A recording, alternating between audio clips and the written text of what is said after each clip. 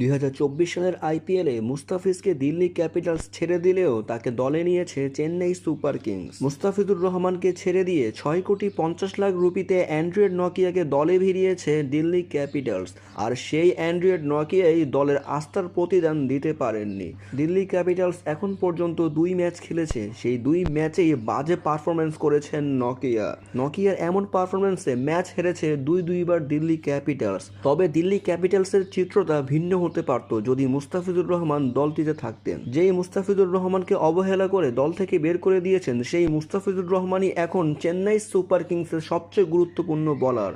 IPL এর আরেক আতঙ্কের নাম এখন কাটার মাস্টার 2 ম্যাচ খেলে নিয়েছেন 6 উইকেট। আউট করেছেন Virat Kohli, Faf du Plessis, Cameron Green ও রশিদ খানদের মতো বড় বড় তারকাদের। এমন পারফরমেন্সে মুগ্ধ হয়েছে চেন্নাই সুপার কিংসের প্রতিটা ক্রিকেট প্রেমী ভক্তরা। তবে অন্যদিকে দিল্লি ক্যাপিটালস 6,50,00,000 রুপিতে প্রোটিয়া তারকা অ্যান্ড্রয়েড নকিয়াকে দলে ভিড়িয়ে সেই অ্যান্ড্রিক নকিয়াই রাজস্থান রয়্যালসের বিপক্ষে দিল্লির গুরুত্বপূর্ণ ম্যাচে ভালো পারফর্ম করতে পারেনি। 1 উইকেট পেলেও রাজস্থান রয়্যালসের ব্যাটারদের কাছে বেধড়ক মার খেয়েছেন এবং 4 ওভারে দিয়েছেন 48 রান। খুব বাজে ছিল ইকোনমি রেটস। দিল্লি ক্যাপিটালসের হয়ে বাজে পারফরমেন্স করায় সেই ম্যাচটি হারতে হয়েছে দিল্লিকে। তবে ম্যাচ শেষে দিল্লির ক্যাপ্টেন ঋষভ পান্থ বলেন, আমাদের সবচেয়ে বড় ভুল ছিল কাটার মাস্টারকে দল থেকে বের করে দিয়েছি। সেই মুস্তাফিজই এখন চেন্নাইয়ের হয়ে আগুন ঝরাচ্ছেন। আমাদের বোলিং এবং ব্যাটিং ভালো করতে হবে, তবেই আমরা জয়ের আশা রাখতে পারি। তবে মুস্তাফিজ দিল্লি ক্যাপিটালসে থাকলে চিত্রটা ভিন্ন হতে পারত,